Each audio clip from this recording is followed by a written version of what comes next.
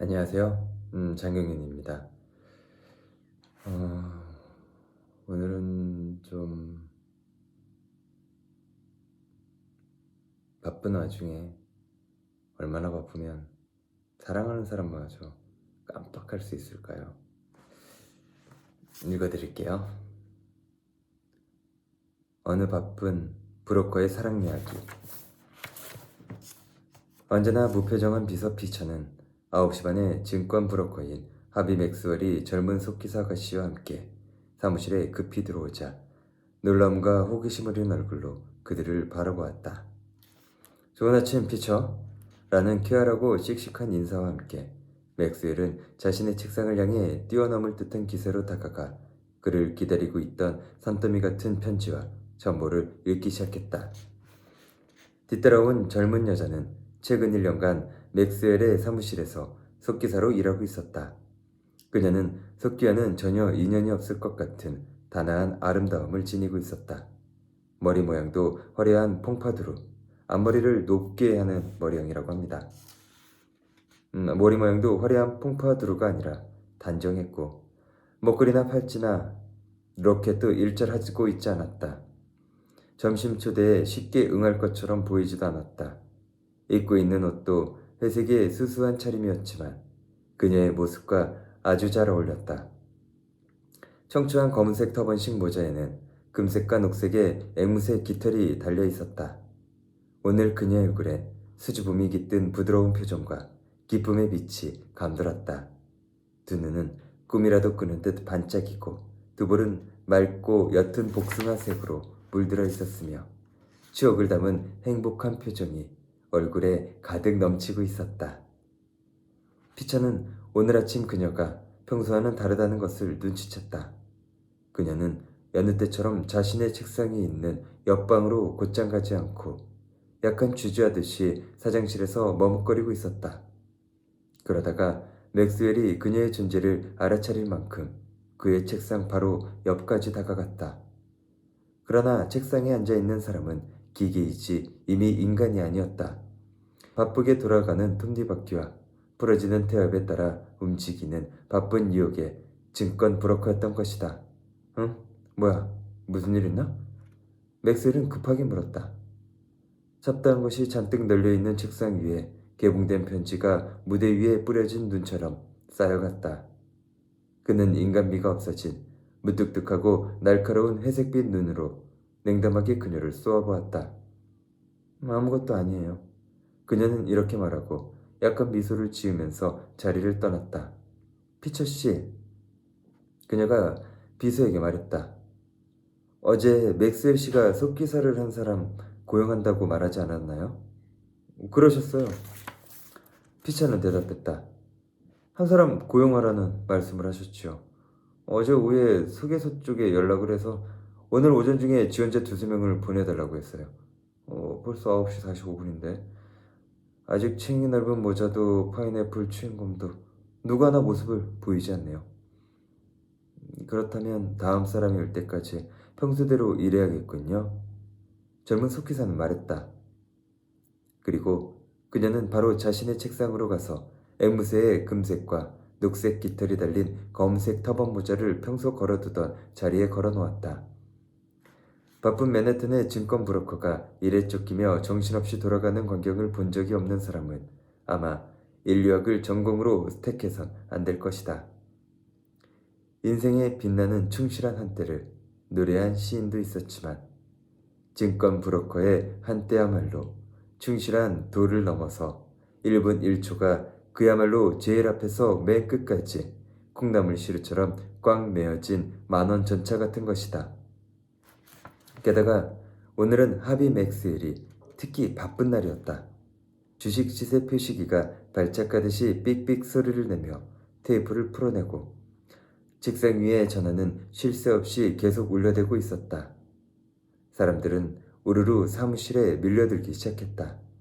그들은 안의 칸막이 너머로 맥스웰을 향해 소리치거나 흥분하거나 날카롭게 말했고 심부름하는 소녀는 서신이나 정보를 들고 뛰면서 들락거리고 있었다. 사무실 직원들은 폭풍우가 몰아치는 바다 한가운데의 뱃사람들처럼 분주하게 움직이고 있었다. 심지어는 피처의 표정까지도 이와 비슷한 활기를 띠기 시작했다. 증권거래소에서는 허리케인이나 산사태, 눈보라나 빙하 충돌, 화산 폭발 등이 일어나는데 브로커의 사무실에서도 이러한 천재지변과 같은 소동이 축소판으로 재현되고 있었다. 맥스웰은 의자를 벽 쪽으로 밀어붙이고 발끝을 들어 춤추는 무용수 같은 모습으로 이를 해치우고 있었다. 또한 노련한 고개사의 못놀림으로 주식시가 표시기에서 전화통으로 책상에서 문간으로 민첩하게 움직이고 있었다. 이렇게 점점 상황이 급박해지고 긴장이 더해지는 와중에 타조 깃털 장식의 벨벳 모자 밑으로 높이 감아 올린 금발머리, 짧은 모조가죽 코트, 길게 늘어진 히코리 호뚜 열매 같은 커다란 유리구슬 목걸이와 그 끝에 매달린 하트 모양 은메달이 맥스웰의 눈에 띄었다. 이러한 장식품을 달고서 한 젊은 여자가 태연하게 서 있었다. 그리고 피처도 이 아가씨를 소개하기 위해 거기 서 있었다. 취직관계로 속기사 소개소에서 보낸 분입니다. 피처가 말했다. 맥스웰은 양손으로 서류와 주식시가 표시기에 테이프를 잡은 채 몸을 반쯤 돌렸다. 응? 일? 무슨 일? 그는 눈살을 찌푸리며 물었다. 비어있는 속기사 자리 말이에요. 어제 사장님께서 오늘 오전 중으로 적당한 사람을 보내달라고 전화하지 않으셨어요? 무슨 잠꼬대를 하고 있어, 피치여. 맥스웰이 말했다. 내가 그런 지시를 할 리가 없지 않은가. 미스 레슬리가 이곳에서 1년 동안 일을 잘해주고 있는데 말이지. 레슬리가 그만두지 않는 한 속길은 계속 그녀가 맡아서 할 거야. 아가씨, 미안하지만 지금 자리가 없어요. 피처, 소개소에 연락해서 그 얘기는 취소해주길 바래. 그리고 더 이상 사람을 보내지 않도록 해줘. 하트 모양 은메달을 한 여자는 잔뜩 화가 나서 사무실 기물에 이리 부딪히고 저리 걸리고 하면서 나갔다. 피처는 잠깐 틈을 보아 격리 직원에게 사장이 정신을 놓고 다니는지 점점 건망증이 심해지는 것 같다고 불평을 했다. 일은 시간이 갈수록 점점 더 바빠지고 속도는 더욱더 빨라져 갔다. 거래장에서는 맥스웰의 손님들이 거액의 투자를 한 6종목의 주식 시가가 한창 오르고 있었다. 주식을 사고 파는 소리가 쏜살같이 빠르게 교차되고 있었다. 맥스웰은 자신이 보유하고 있던 주식의 일부가 위험해지자 고속기어를 장착한 정교하고 강력한 기계처럼 기운차게 움직이기 시작했다. 극도로 긴장된 상태에서 초스피드로 운전을 하며 게다가 한치의 주저함도 없이 빈틈없는 정확성과 정확한 언어, 시계테어처럼 꼼꼼하고 힘있는 결단과 행동을 잃지 않았다.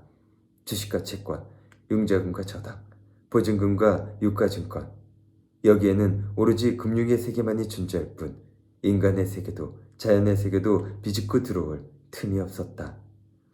점심때가 가까워짐에 따라 요란하던 사무실도 약간의 소강 상태를 맞았다. 맥스웰은 양손에 전보 뭉치와 메모를 잔뜩 들고 오른쪽 귀에 만년필을 꽂은 채 머리카락은 이마에 마구 헝클어진 모습으로 책상 앞에 꼿꼿이 서 있었다. 그의 옆 창문은 활짝 열려 있었다.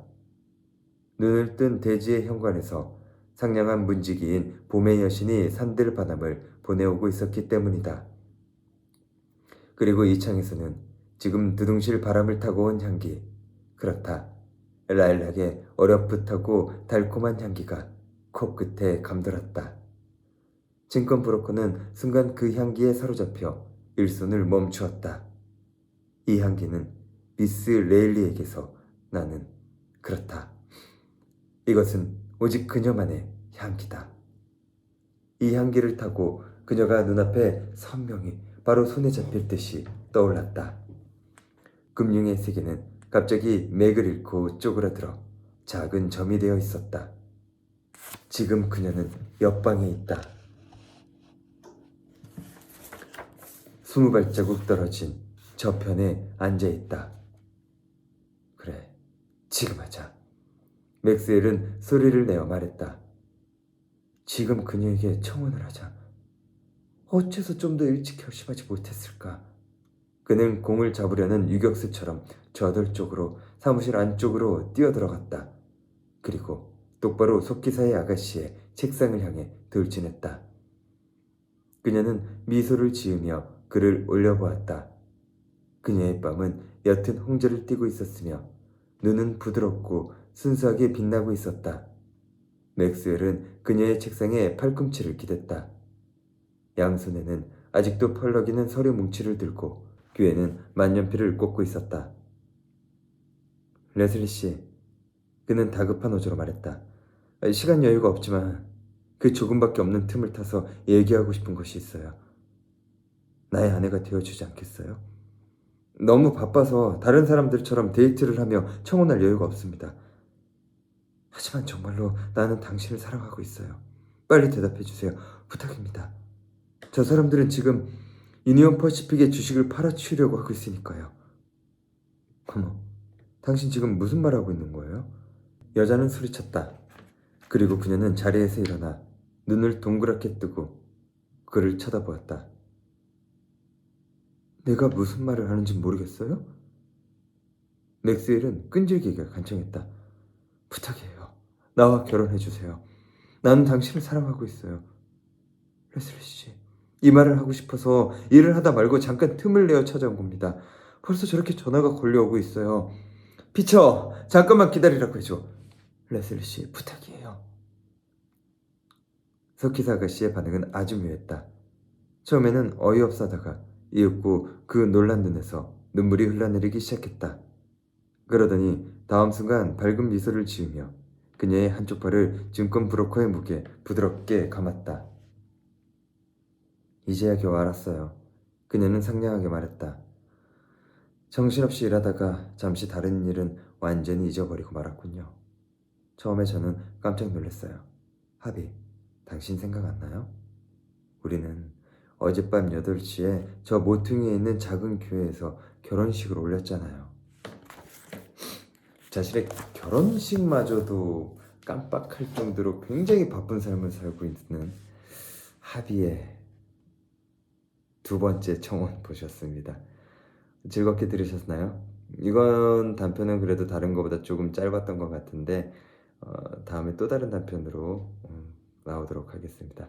감사합니다. 지금까지 MC 장경윤이었습니다.